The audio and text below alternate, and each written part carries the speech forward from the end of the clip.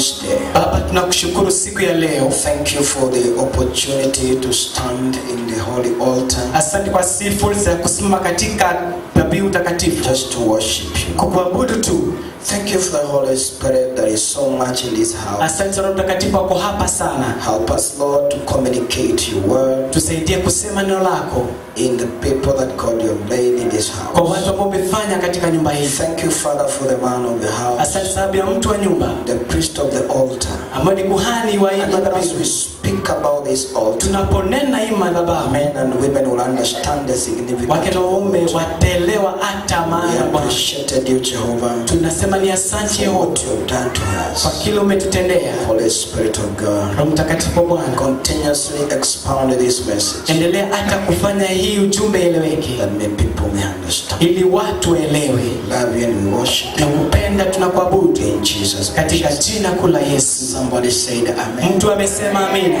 I said somebody said amen. Amen. I said somebody can say amen. Amen. Tuaseme. Well, Bishop, I'm so grateful. Askofu, niko na furaha mingi. Reverend Precious, thank you very much. Reverend, asante sana. For remaining really friends. Sababu ya kubaki marafiki wakubwa. Consistently for many years. Sababu ya miaka hata mingi. Even before our boy was born, kabla hata kijana wetu azaliwe tulikuwa marafiki. And even up to date we are friends. Mpaka leo tuko marafiki. That our friendship has been tested. Urafiki wetu umejaribiwa and tried. Umejaribiwa and tried. Na pia umejaribiwa. Is that the right way? Umepitishwa. And it has really proven to be true. Na kwa hakika imekuwa ni mzuri na ni kweli. I appreciate you, sir. Na kusema asante kwako. I'm seeing the wonderful congregation. Naona pia watu wazuri sana. Kumbe there is a grace of moving out. Hiyo kwa neema ya kutoka nje. Because if you could have stayed in that place, what do you call it? Baron. Ama tungebaki pale Baron. Honestly, I could not be seeing this beautiful faces. Singeona haya nyuso maridadi. Kumbe every time I preach, kila mara napohubiri, that there is a grace of moving out. Kuna neema ya kutoka nje. From the comfort land. Kutoka mahali pa kutosheleka. Praise the Lord. Amen. This is a wonderful place. Ni mahali Pastor Ja. I just walked in and I found so many people. Nikatembea nje nikapata watu wengi. And I found the grace is powerful. Nikapata pia mahali pakuu. And the connection is so strong. Alafu pia ungamano ni mkuu. I'm very happy, Bishop. Nimefurahi sana askofu. Extremely happy. Furaha kabisa. And you know me, from where I am born and brought up, we speak the truth. Mahali nimezaliwa na nimekuzwa tunanena ukweli. So our community loves to speak the way things are. Alivyo pale unapenda kunena vile mambo ilivyo. Disappoint us, we tell you that you are disappointed. Kutufanyia vibaya tunakwambia umetufanya vibaya. That's why you saw the other day people were shouting to those guys who went for the funeral in the land because they were disappointed. The president told them that he's coming, but he did come. So they were very disappointed. So they don't want to hide some anger inside. They express it. They want to make sure that everybody must understand. We don't have a hypocritical life. We are serious guys. I appreciate you, Bishop. You've done a wonderful job. The choir looks glorious. The keyboard man looks powerful. He's sitting on the throne. Look at the chairs. Look at those chairs, they look like the guys on the throne answering all your prayers. Kama najibu maombi yenu yote katika kiti cha enzi. Yeah, please keep on doing that work. Endelea kufanya kazi nzuri kila wakati. People these are very demonic possessed. Sababu wanachenja binanda wameingiwa na mapepo sana. They keep on moving from one place to another. Wanaenda kutoka mambo moja mpaka pengine. You don't know whether they are pastors or they are musicians, whether they are keyboardists. Sio kama wao wapiga kinanda ama wao ni wahubiri. But they are living in the spirit of confusion. Lakini wanakaa katika ile hali ya roho ya kuchanganyikiwa. They are businessmen. Oh, ni watu wa biashara. We really appreciate what I have seen this place. Asante kwa kile nimeona mahali hapa. Honestly, I'm amazed. Kwa hakika nimeshangazwa. I'll tell you the truth. Naambia ukweli kutoka moyo wangu. Bishop, you can shift this grace to place. Please. Unaweza sambaza hii neema pale kwetu. Where people love you and come to church. Ambao wanapenda. You know that these people is like they love God, is like they don't know God. They keep on changing their attitude. Kila mara wanabadilisha mazingira.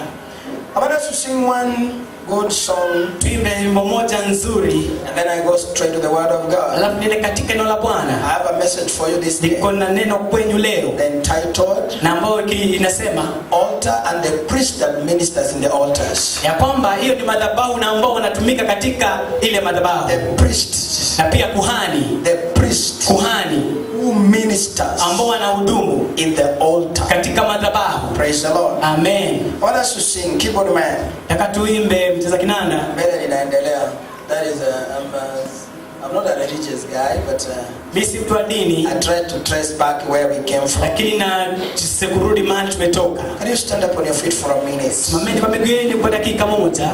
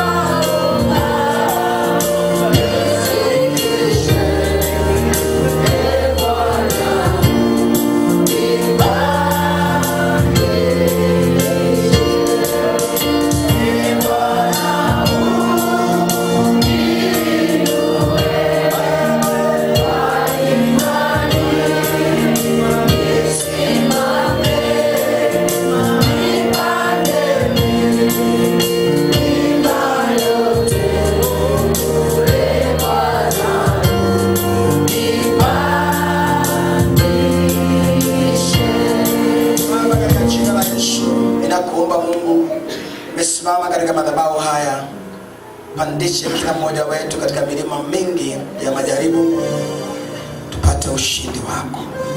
Tukuza madhabahu yetu iliyosimama hapa, tukuza makuhani wote wanaohudumu katika mahali hapa. Mungu wa uzima, uletaye neema kwa kila jambo, naomba tubariki.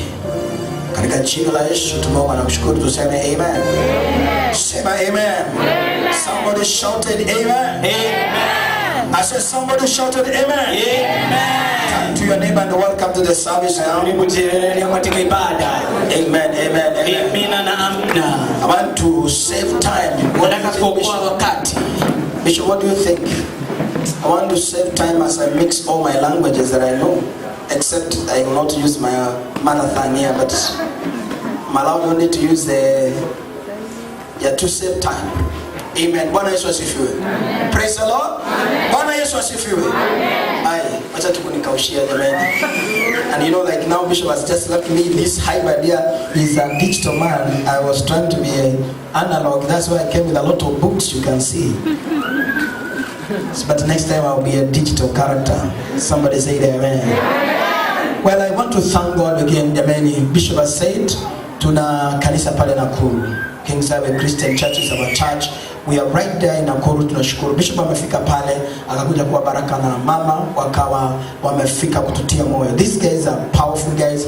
Actually, I will tell you the secret. One of the few friends I've kept in the whole nation of Kenya, especially since we started the church. I discovered most people loved me because I was going to their churches to preach, and I blessed them, so they loved me to be like that. But one of the guys who encouraged me more, they sent us money when we were starting to raise the foundation. And that's why I'm here. I'm here to make sure that I'm a blessing to you and also to be connecting powerfully on this grace to a marafiki side. And I know, Bishop, I don't flatter you. I'm saying the truth from my heart. You're one of my few friends I've kept in the whole nation, Kenya. Now I'm looking beyond this nation. I discovered that Kenyans are the nation that's full of hypocritical friends. They only enjoy you when you see them celebrating. Don't think they're celebrating you. They are waiting for your downfall. I want to tell you, that one is one thing I've never seen. We have come a long way with Bishop, he knows, and Mama. We have fought many battles together, and we are born. Here you are, my friend. Beautiful place. Niombe tu hiyo neema voice. Kama nikuja huko tu. Unajua ukibarikiwa kwa kama the sons of Dan wa God walisema we can't rest until our brothers also settle. At least they should also get their own inheritance. Now that at least you have an inheritance. Look at this powerful place. How many people are still in rental places. People are struggling in places. But this is now the true altar of Jehovah. Amen. Even when other ones will be coming after this one will remain main. Amen. This one will remain the main altar. And that's why today I want to speak about the altar and the priest that minister in the altar. Somebody say amen. Amen. That is my message today. If you write down, I'm talking about the altar and the priest that ministers in the altar. Praise the Lord. Kuna madhabahu mengi. They are ungodly altar and they are also godly altar. But I will speak on both of them. Tamgana both of them. But I saw and this is a subject that is very controversial. If you are not careful, I may even disconnect you from your own personal friends who are ministered in evil altar and they come and minister to you. Amen? Amen. I saw the grace of God that was moving in this place, and I said, Kumbe, this place, by the time I'll be living in Nyahururu, then I'm moving to another level. Somebody say amen. Amen. Somebody say amen. Amen. An altar is what I want to speak about, and there's no altar that has no priest. Altar without what? Let's talk to me loudly. There is no altar without a priest. Tell your neighbor like that. Whether evil or good, whether satanic or godly, both altars are altars. Praise the Lord. Amen. Kila madhabahu, hata iwe ya kiungu, iwe ya kishetani, zote ziko na makuhani. Sema amen. Amen. Na kila kuhani ako na bidii katika hiyo madhabahu kwa ajili ya kuweka sadaka katika hizo madhabahu. Amen. Amen. Hivyo leo madhabahu ukishaelewa maana yake, people think this place is just only raised up so that it can be able, the preacher can be able to be seen. Unajua hapo watu wanafikiria ni mahali pameinuliwa tu ndio mhubiri aonekane. But you must understand the significance of altar. Altar, it's the only thing that can make a person more powerful to control the direction of the city. Praise the Lord. Amen. When God has put you in this Eastern Gate, Bishop ama Western? This one is the Eastern or Western? No.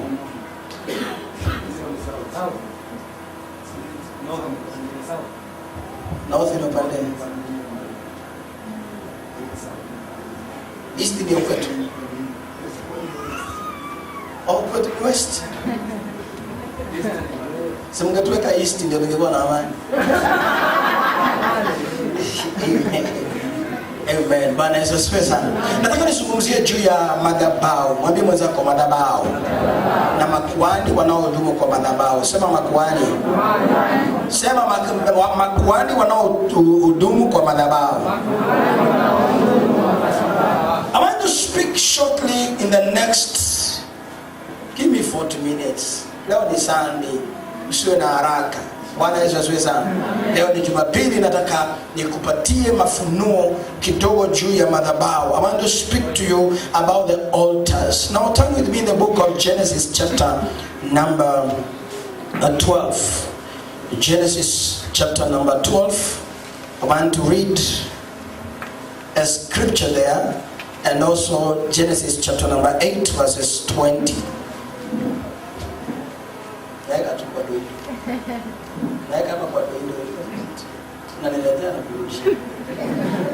When you hear me have said the scripture, you bring it so that I can look digital vision. At least I've been privileged to preach in a Kafani television. Sometimes that's where we shoot. So whenever Kiniona even kama Lawrence has gone digital, tell your neighbor digital. When everybody's migrating, I'm the only one who's going to remain behind with all these big books.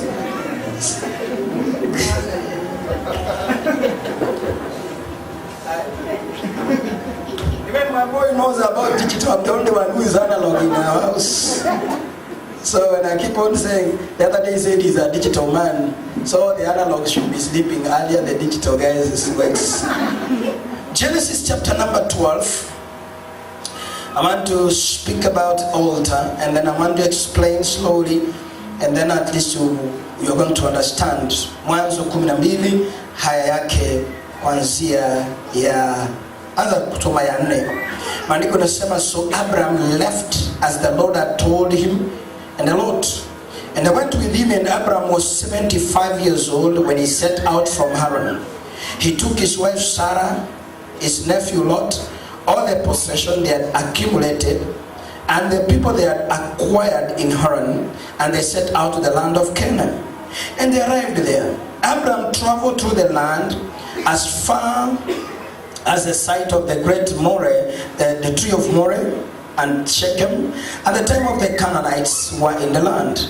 The Lord appeared to Abraham and said to you, offspring, I'll give this land. So they built an altar there to the Lord who had appeared to him. Please note that one.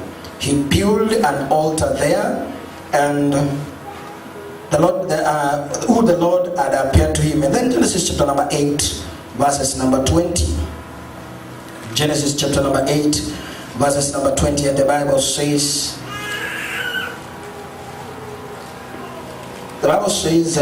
verse number 20, then Noah built an altar to the Lord, and taking some of the clean animals and the clean birds, and sacrificed on the offering on it. And the Lord smelled the pleasing aroma, and said in his heart, never again will I curse the ground, and because of the man, even though every inclination of his heart is evil from the childhood, never again would I destroy all the living creature as I have done. As long as the earth endures, seed time and harvest time, cold and heat, summer and winter, day and night will never cease. Now I want to explain. Nataka nieleze kwa ufupi madhabahu ni nini. Please put that one. Thank you.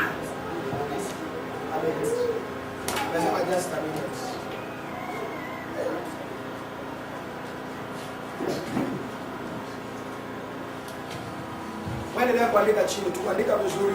Andika jina altar and the meaning of the word altar. Bwana Yesu asifiwe sana. Altar, thank you light. Tulikuwa tunaitamani sana. It was bring some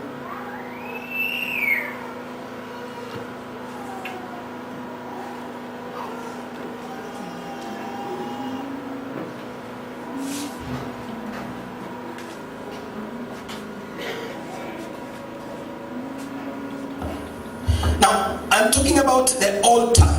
The meal and the altar. What is an altar? Number one, the altar is a place that is elevated or is raised up. Ni mahali palipo inuliwa juu. Hili kwa ajili ya kutumika for religious sacrifices. I'm not talking about only Christian sacrifices. I'm talking about the religious sacrifice. Today, in every community tunayoishi katika taifa la Kenya, there are Kisses, there are Kikuyus, there are Merians, and every other. Wako na madhabahu zao ambazo ndio zinatawala maisha ya watu. Bwana Yesu asifiwe sana. Sasa pia kanisa wale tuliokoka tuko na madhabahu ambaye ndio inakuwa ya muhimu sana katika maisha ya Wakristo. So an altar is a place where is set apart for religious sacrifices. A place of worship. Tell your neighbor worship. Let's talk to him loudly. Tell him worship. It is a place that is set apart for worship. And it depends on what is being worshipped at that particular place.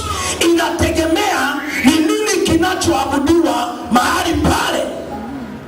And that's why every business that you see in the city, kila biashara unaona katika mji wa Nyahururu ama Kenya kwa jumla, lazima iko na kitu kinaitwa logo. Si kweli? Hata hii JC mko nayo, si iko na logo jamani? Yetu iko na logo. If you look at this one, this is our logo that we have registered with the government of Kenya. Now, every business, every place, every family, that's why we have even family names. Kuna majina ya kifamilia. Bwana Yesu asifiwe sana.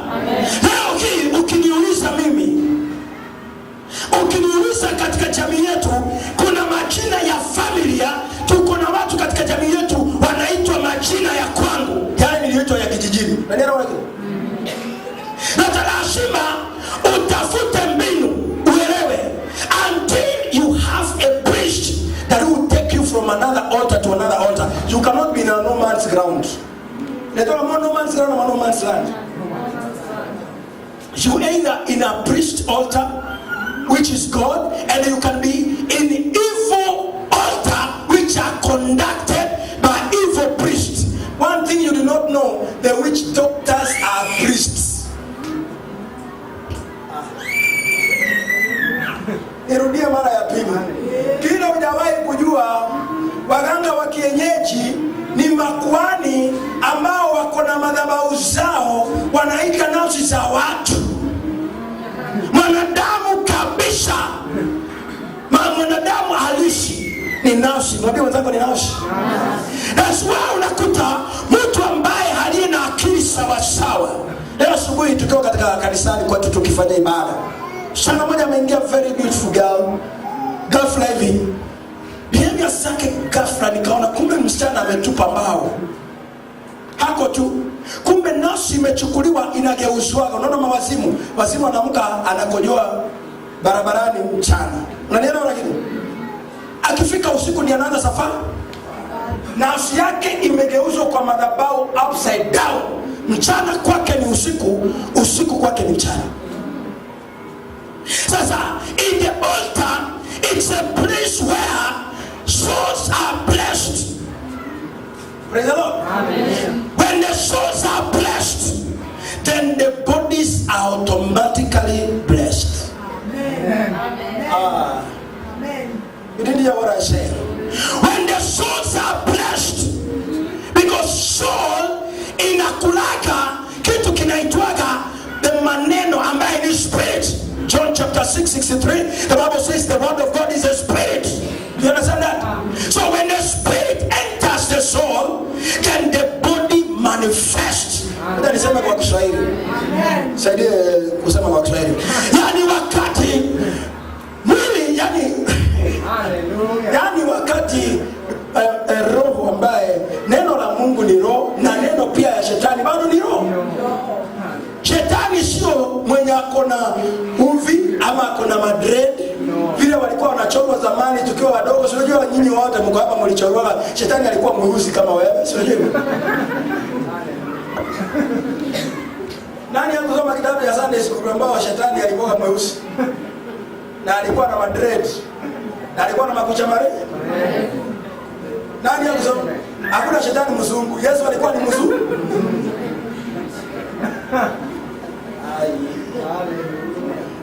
Jamani nimesema uone kama kweli. Now we are talking about when we have the global sin, misunderstanding, friends, family friends. Kanisa kama kile Mungu vile ameibariki. And I'll tell you, Bishop, God has blessed you, by the way. When we are looking at the Church of Christ right now, people are no longer attending churches. Now zisabatu zimevutwa, zimewekwa manyumbani, wengine zimewekwa chuki, wengine hawapendi hata wachungaji. Unanielewa? Lakini mpaka naambia kama mtu jameni, kama upendi mchungaji, tafuta mganga wa kienyeji. You can't be on a no man's ground. Nimerudia mara ya pili, hata kama uko hapa hivi. Let me tell you the truth. If you don't like a godly priest, do yourself a favor. Walk somewhere. Tafuta mganga mashuhuri kutoka Dar es Salaam. Please make sure you have your allegiance to that witch doctor. Otherwise you can't survive. Now, an altar is a place where those sacrifices are offered. Now it's a place where it controls a city. Do you understand that? Ni mahali pale pana control miji. Na mji huwezi kuwa control pasipokuwa na madhabahu. Unanielewa? Lakini na mji huwezi kuwa unasikia sauti pasipokuwa na kuhani. Numbers chapter number 23, the Bible says, when Balaam wanted to cast the children of Israel under the influence of Barak, who was the king, maandiko yanasema kwamba aliwaonea wivu. Aliwaonea nini? Wivu. Usifikirie progress yako inaweza kuendelea wakati kuna watu usiku na mchana. Ndio kwa nini unakuta kuna watu wanakuwa wazuri leo, kesho wanageuka na kuwa kichaa. Mama wanakosana na mume mpaka ukimuulizana akishahama ameenda kwao, ndio wakati wanasema hata sijui nini inanikulanga, hata naweza nisamee tu, mimi hata sijuagi. Kumbe nafsi huyo mama imevutwa nayo kwa madhabahu ya chuki na wivu. Yani sasa anachukia bwana yake hata ajui reason. Unanielewa wale? Barak alipomwambia Balaam ya kwamba nilaanie, Balaam said, if you want me to cast them, number one thing, raise what? Please talk to me, Israel. Raise what? He did not tell him that build a house. Hakumwambia jenga nyumba. Alimwambia tengeneza madhabahu. Bwana Yesu asifiwe sana. Hata wewe ukiangalia where your business are crumbling, where your family is not doing well, where your children walikuwa wanasoma vizuri wanakuwa number one, all of a sudden your children are no longer performing. Mwanamke mmoja mchawi akachukua mwanaume wa wenyewe. Alipochukua walilala na huyo jamaa, akachukua handkerchief akajifanya kama yeye wamefanya mapenzi na huyo mwanaume. Akachukua ile handkerchief, alipochukua akampanguza huyo jamaa, akachukua katika evil altar akaeka pale. Ule mwanaume akienda kwa nyumba yake na mke wake. Tulikuwa hapo na mke wangu the other day. Kuna mwingine pia naye, yani bwanake mpaka anamwambia. Ule mwanaume alikuwa anaenda mpaka anaibaga nguo za zile ndogo za mama anapelekea Kaaba. Leo unaona usiku na mchana watu wanaishi na uelewagi wanakuaga wapi. Na ndio nakwambia mtu akikataa kanisa kuna mahali anaenda. Nasema mtu akichukia pasta anakuaga kuna mganga wa kienyeji mahali. Nirudia mara ya pili. Mtu akichukia pastor ambaye ndio kwani, there is no altar under the face of the earth without the priest. Godly priests, they minister from the altar. They minister from what? Which is a godly altar. And the evil priest, that is the witch doctors, they minister from the evil altar. So now we are talking about altar versus altar. Tell your neighbor like that. Altar versus altar. So today it will depend which altar are you serving. I say today it will depend which altar are you serving. In your business, who is a priest? Nasema mara ya pili. In your business, kwa biashara yako nani? Ndio mwanzo muulize nani kwani kwa biashara zako. Wacha ya kusukumwa kutoa tithe. Tithe is a mandatory. If you don't even give, you can go ahead and eat it, but you eat your future. I say it's mandatory. Tell your neighbor it's mandatory.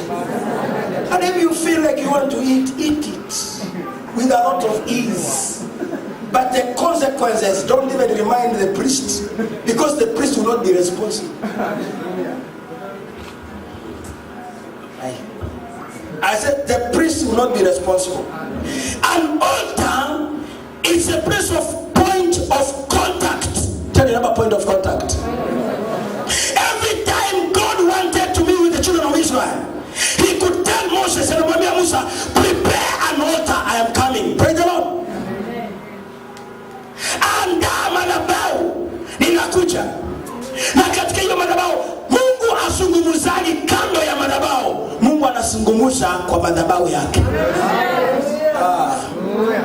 A priest who stands here and releases a blessing and they say, may God bless you, is not a joker. The man means what he says. There are people, their life is controlled from a far land, yet they are here in Nyauru. Kuna watu maisha yao inatawala. Let me give you an example. One woman also alikuwa anasukumizwa kwamba ako barren. Kumbe nafsi yake, nafsi ndio huwa inabebwa, inawekwa kwa madhabahu. Nafsi ndio huwa inakontroliwa. Unanielewa hivi? Unajua mtu kataini unaamka asubuhi, mkagombana na mume wako, mnagombania tu uji, imetopata zaidi kuliko vile inastahili. Ama mtu anakuangalia hivi, mbona niangalia? The quarrel is short. Mnagombana mpaka jioni, anasema wewe beba vitu zako na wewe, na sikutaki hapa. Kumbe nafsi ya huyu imevutwa katika madhabahu ya uofu. Madhabahu ya nini? An altar is a place where we call a point of contact between spirits. Between what? Spirits. Did you hear what I said? An altar is a place where there is a contact of spirit. Contact of what? Spirits. Whether evil or good, but there must be an altar that is a contact place. And that's why Maandiko inasema when Abraham came out of his father's house. Now Genesis chapter number 12. Maandiko inasema Abraham alipotoka katika nyumba ya baba yake, Biblia inasema ya kwamba akaenda akajenga madhabahu. Why was he building an altar? Because Abraham was dealing with the altar of his father, who was Terah, an idol worshipper. Do you understand that? Amen. Most problems that are endeavoring zinasumbua watu leo katika makanisa, it is because they have allegiance to the church by body, but their source remains in their altars of their forefathers. You didn't hear what I said? I say kuna watu leo wako makanisani kwa mwili. Unanielewa? When you find bishop, kuna mtu mmoja anaombewa from January mpaka December, and that thing has never gone. Unajua kwa mikutano fulani ama kanisa fulani, kuna mtu anakuanga anaitwa perennial, anaitwa serial prayer, whatever. Anytime you are touching people, hata kwa touch tu hivi, asema nataka kuombea watoto wa Sunday school. Bora nisikie watu wanafanya nini? Huyo mtu anakujaga kanisa, nafsi inabaki kule nje, inaendelea kumtoa. That's why most of the time, mara nyingi sana, ni wao watu hawakuangi connected with the altar. And you cannot be connected in an altar if you are not connected with the priest. It is a priest that gives the instruction. Gives what? Thank you. It is a priest that who gives the instruction concerning the altar. It's the one that who gives you the way how to worship in the altar. Abraham had to build over 5 altars when he encountered with God. Abraham wanted to make sure that he had a shift. Alikuwa na mabadiliko from where he was born. Because all of us, we are born from somewhere. Si kweli? Kila mmoja wetu sisi tumezaliwa mahali. Nimezaliwa mahali na wewe umezaliwa mahali. Listen to the way things sometimes work out without knowing. Bila kujua. Bila kujua unakuta kuna vitu katika familia zinaendelea kusumbua katika damu. Can somebody read for me in the book of Ezekiel chapter number 16 verse 8? Just to put a push.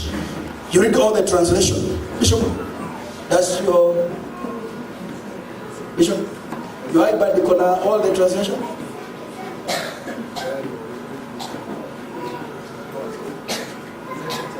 Chapter 16 verses number 8. Read verse from verse 6.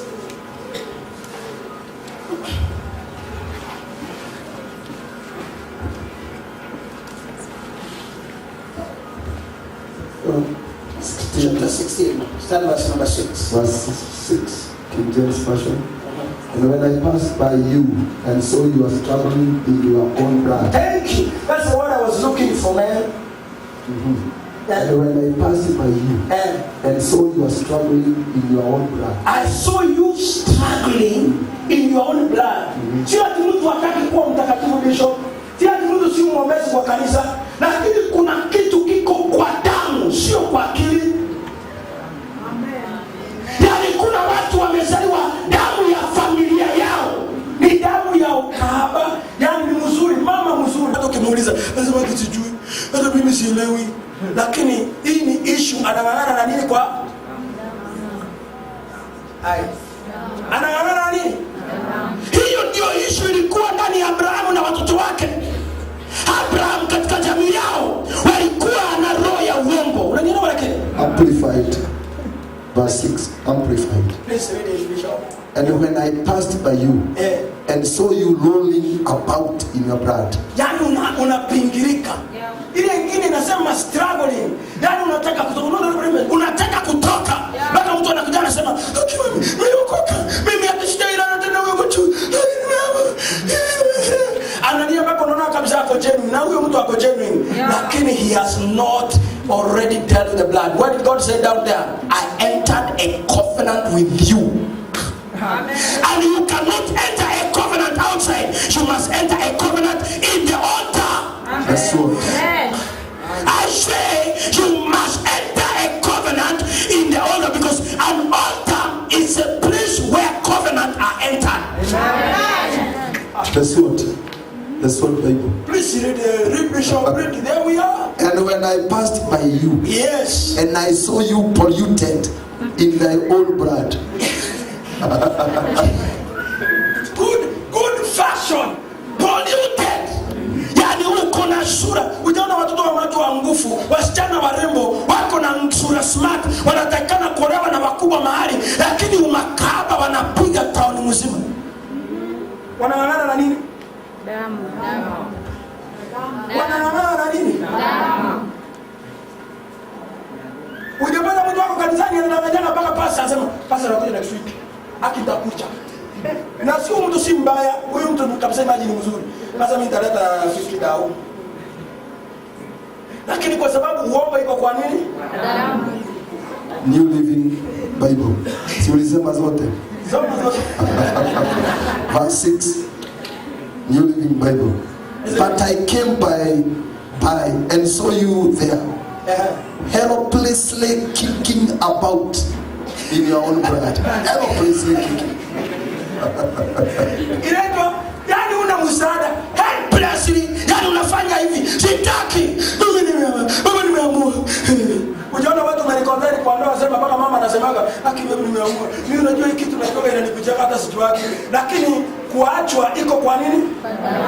I say kuachwa maana mama yake aliachwa, unanielewa, lakini sister yake aliachwa, shoso yake aliachwa. Sasa kuachwa kwao iko yangu akili. Mbona unaambia hivi inasemana kwa mfano ya ukweli ya urahisi. Let me give 3 examples of 3 communities: Sanskizis, Luyas, and of course Kikuyus. These are my few guys I know around. You know what they are struggling with in their blood. Unanielewa lakini? Sasa mmekaa ni mkochoncho. Nataka kusema Lawrence. Naisema tu. Naisema maana nitakusaidia ndio ujue kwamba when you enter a covenant, covenant you don't enter it outside the altar. Covenant you enter inside the covenant in the altar. Bishop, wewe ungesoma umalize tu hiyo andiko kidogo chini ndio ni explain hawa jamaa. Waelewe tu niwaambie what is an altar and what an altar can do. My time is running very fast. I don't know where I will finish this. I can't finish, of course. That one will be sure.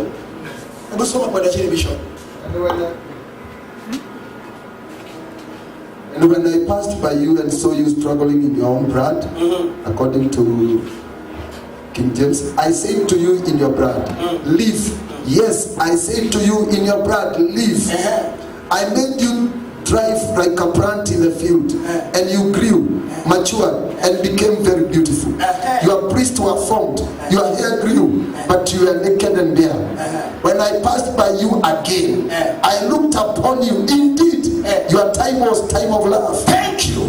In other words, that your time was time. When I looked at you for the second time, if you go down reading, it says, I entered a covenant with you, and I said, you live by the blood. I spoke to the blood. But I speak by what?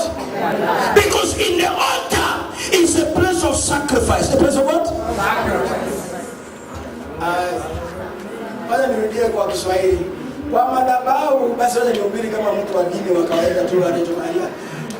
Kwa madhabahu ni mahali pa kutoa dhabihu ya kondoo na mbuzi na hata ya chura. Bora damu imwagike. Unanisikiliza vizuri? Asante sana. Naona kama maana katika madhabahu hapo ndio kunaingiwaga maagano, na hakuna agano pasipokuwa na dhabihu, na hakuna dhabihu isiyokuwa na damu. Ndio maandiko nasema nikakuona ukigangaa kwa damu yako. Na baada ya kuzaliwa kwako kitofu chako akikukatwa. Akifanya nini? Hebu soma Bishop. Kuna watu walitoka hapa Rejo Maria, wengine wakatoka Catholic. Yaani wamengojaga sakramenti, wanangojaga ubani, wanangojaga kila kitu, lakini hawajaiona. Hebu kusoma Bishop from verse number 4. Yes. As for your nativity, on the day you were born, your novel cord was not cut. Yani the day you were born, wakati mtu, unajua watu wanakujaga ati I'm born again. Mtu anakuwa born again aje na kwa nini anakuwa mwongo? Hata tithe kwa nini tunahubiriga hapa kila siku? Why do we speak about the tithe? If for sure you are born again, because in other words, you are born from your generation. Unanielewa again? Umetoka katika jamaa zenu. Unanielewa again? Habari za kuzaliwa kwako baada ya kuzaliwa na kitofu chako hakikukatwa. Ndio inatamka isema nikakuona uking'ang'ana kwa damu. Kizungu inasema I saw you struggling. Hebu nasoma yote Bishop please. What is that? This endelea hapo verse 5 number 5. Teremka. No, your eye pitied you to do any of these things for you, to have compassion on you, but you were thrown out into the open field when you yourself were loathed on the day you were born. And when I passed by you, I saw you struggling in your own blood, and said to you in your blood, live. Yes, I say to you in your blood, live. I made you thrive like a plant in the field, and you grow, matured, and became very beautiful. The other translation says, I entered you a covenant so that you can be able to grow. Verse 8 ndio inasema hivyo. Inasema when I passed by you again, I looked upon you. Indeed, your time was the time of love. So I spread my wing over you and covered your nakedness. Yes, I swear an oath to you and entered into a covenant with you, and you became mine, says the Lord. I entered a covenant with what? You. I said I entered a covenant with what? You. People today, they start family no covenant. People start jobs, there are no what? The problem is that most of the time, people don't look at the pastor who is a priest as a man in charge of an altar.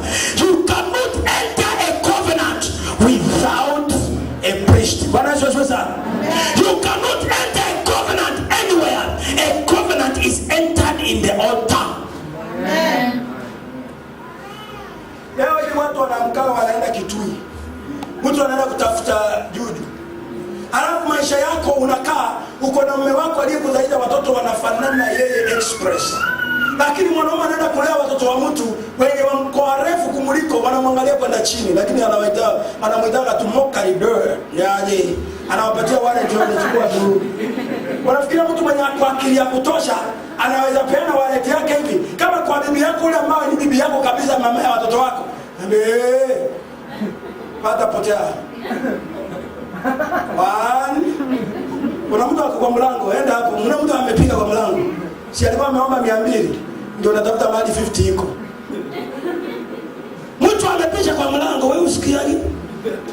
Bibi yako ama una shida na yeye. Unaniona wala kitu? Kuna watu leo hivi wako na issues in their blood. In what? In their blood. For example, I keep on telling people that my community are the priests, by the way. Never it's bishop, if you do not know. You know why? Kama temba, asira inakuwa kwa blood. Unakuta mkisia ameokoka, anaimba mkashiriki kama wewe. Yaani wanacheza. Unajua hii kuokoka naweza weka huyu wewe ucheza. Chunga sana.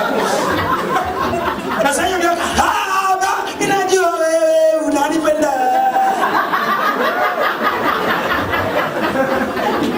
Asira inakuwa kwa nini? Asira inakuwa wapi? Si ati kuombewa na kuinua mikono ati ilipunguzaga. Inakuwa ni kwamba sasa anang'ang'ana. Unanielewa? Huyu mtu si ati anachukia Mungu, anapenda Mungu 100,000 times. Lakini there is an issue that is in the blood that is supposed to deal in the altar. He must enter a covenant with God when the priest is witnessing.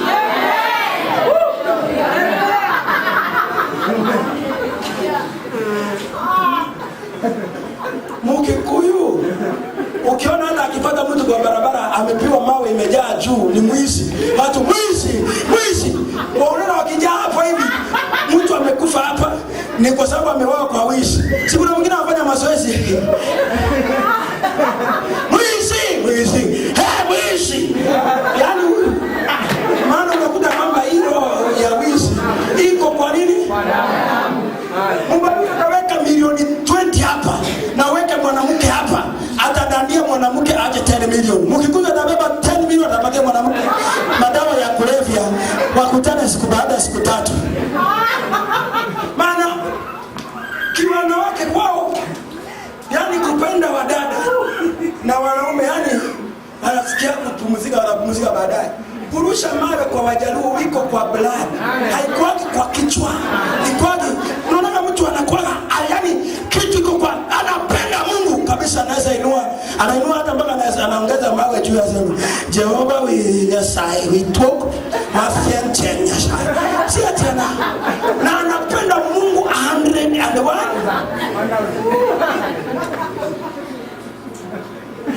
Daddy, si ati apendi Mungu. That's why I told one day nikamwambia, there are people I will not condemn, but I will invite them in the altar, that when they enter a covenant, their generation, their children, they shall not be the same like their forefathers. That's why lazima tuondoke katika babu zetu, we start a new generation. Even if you love your mother so much, there are things your mother is doing that you don't want it to go to your children. Ndio maana nasema baada ya kusaliwa kitofu chako akikukatwa, yani unakuwa na connection. That's why unaona ukifikaga boda, tulina mke wangu tunaenda TZ. Tunafika mpakani, mimi nina jina yangu ya kienyeji ya vile jinaito ya saka, nikapita hapo wakafikiria mimi ni Rwanda nini, nikapigiwa. Wanafika bibi yangu ati Wanjiko wa Mbogo alichunguzwa mara kama 10 hadi Wakikuyu. Najua Wakenya yote mzima inakuwa na Wakikuyu, so mimi ndio fore. Sasa ili usiteseke na mambo ya baba yako, ili usiteseke na vitu za baba yako, lazima usimame kwa madhabahu, utafute kuhani ambaye aliyeumia maisha yako. Lazima utafute kuhani akupeleke kwa madhabahu, usiingie agano. Nasema lazima. Mama, angaliana hiyo mazingopo unakuwa nao na madharau mingi. Hiyo inakuwa kwa damu. Hata ukija kwa kanisa unaangalia labda shosho yako alikuwa anachukia, kuna watu wanapenda.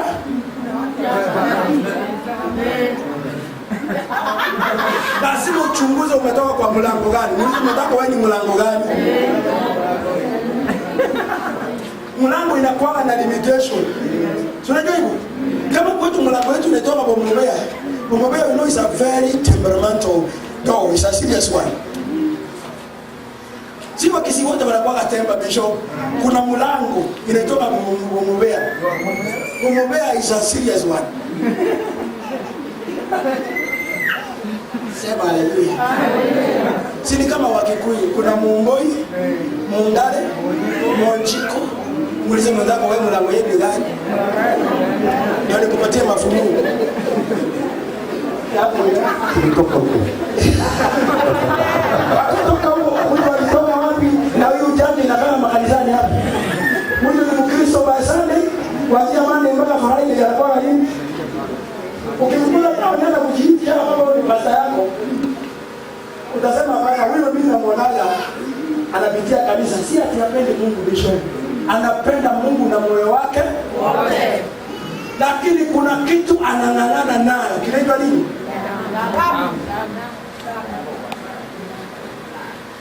Wakati Abraham anadanganya kwamba Sara ni sister yake, alihubiria Isaac akamwambia, na wewe boss, ukifika na wewe kukiharibika, na wewe useme Rebecca ni sister yako. Alimhubiria kweli hiyo injili? Alimhubiria hiyo injili? Si alikuta kwa damu. Wakati Isaac anadanganywa na Jacob, mtoto yake amezaa. Sasa wachana, ameacha kudanganya hata majirani. Aliamua kudanganya nani? Aliamua kudanganya nani? Baba yake aliyemzaa. Aliamua kumdanganya. Akanyang'anya urithi kutoka kwa Esau. Na yeye Yakobo, watoto wake 10 walipojikusanya pamoja walifanya nini? Jamani, sema kwa sauti kama unasoma Biblia. Walifanya nini? Walidanganya. Hata hakuna, imagine 10 sons, watoto wako hata kwa nyumba, si kuna baba kama akanabaga. Mkiwa jikoni anasema, nitasema kuna kitu nasikia kusema lakini sitaki kusema sahihi. Mnakakanyana usiseme, unajua vile tuliimba vile tumani tumepitia, mama alikataa. Nasikia kusema. Si mimi nilikuwa na mananga hivyo kwa my brothers na wakon. Nawaambia tukiwa tumekaa around the fire, mama hapo hapo, mama kuna mahali alikuwa ametukatazaka tusiendae kwa mtu na tusipitiane hapo tusifanye kitu. Sasa jioni sasa tumekaa, ugali imechelewa. Hiyo maneno nakumbuka. Nasikia kuna kitu nasikia kusema. Kinasema tu baadaye. Brother wa pili ndiye alikuwa mjeuri na apendi mastaka, apendi lawama. Unaona amenikanyaga zaidi. Naambia basi kama ni hivyo, ongeza hizo nyama zako zikiletwa uongeze hapa. Ndio nipunguza accusation. Sasa imagine Yakobo, watoto wake 10, hakuna mwenye alikuwa kama mimi.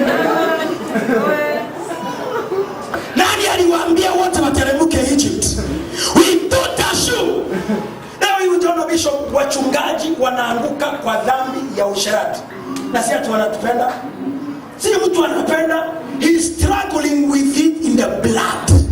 Anapenda Mungu na moyo wake wote kabisa. Ukimkuta akihubiri ni risasi. Ni risasi. Na hafanyi dhambi na Mungu anamtumia kwa nguvu, ishara na miujiza, akiwekelea wewe mikono, power, unaenda to express, but the guy is struggling with what? The blood. We don't have assumption. Na hiyo ndio imekuwa kwa Pentekoste, watu wameokoka lakini hawajazaliwa mara ya pili. Muulize mwenzako, umeokoka ama umezaliwa mara ya tu? Wewe ongea na mtu muulize anasemaje?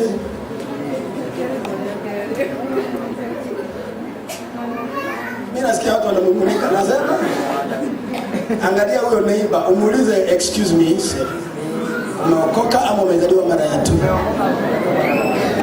Muulize umezaliwa mara ya pili ama umeokoka? Ukipata gari hapa barabarani imeangusha watu, kitu cha kwanza watu wanafanya wanaokoa majeruhi, si kweli? And that's why do you think people fear even that deliverance teaching? Leave alone about laying of hands. Nimekuambia there's a church we have visited with my wife from 2000 and I don't know what. In fact, before I got married, kuna mama very common. Huyo mama hakuna ibada itapita dada yangu, hata kama ile ya kuambia watoto wa Sunday school, ukiweka mkono hivi anapiga somersault. Ako mambo sio ati mama anachukia Mungu, anapenda Mungu kwa bidii, si kweli? Na ukweli kama ni deliverance yake angeipokea at the first instant.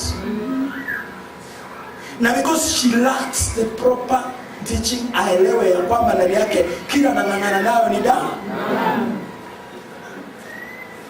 Na kila madhabahu, mbimo zao kila madhabahu lazima kuwekwe sacrifice. Lazima kuwe na sacrifice.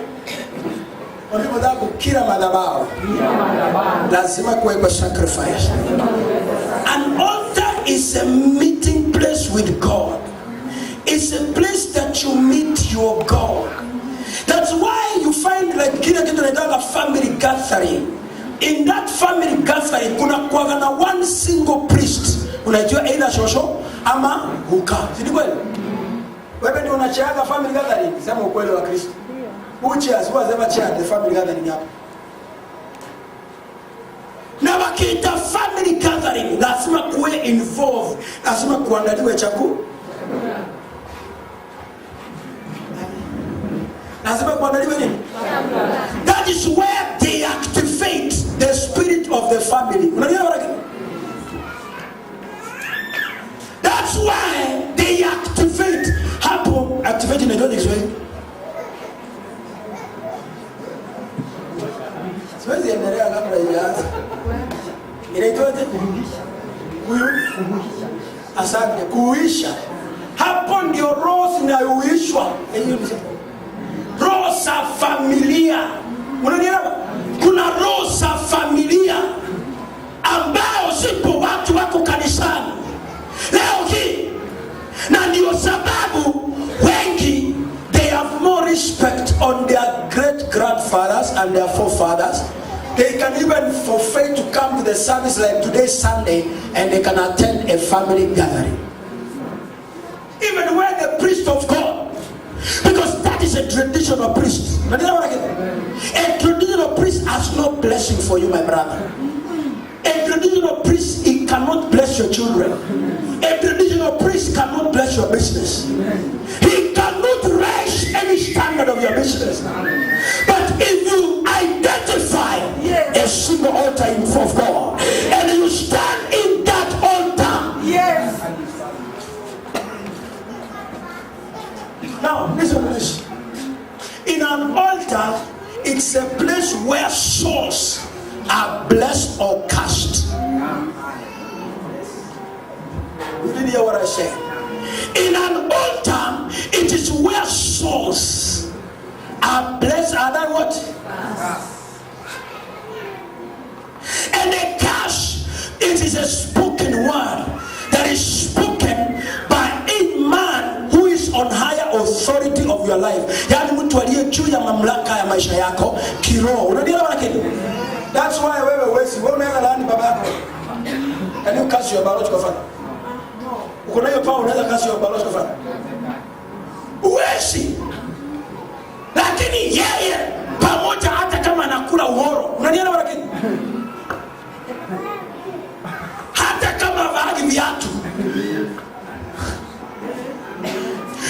Because he is the one in charge of your soul. Now, who is in charge of your souls? All of you.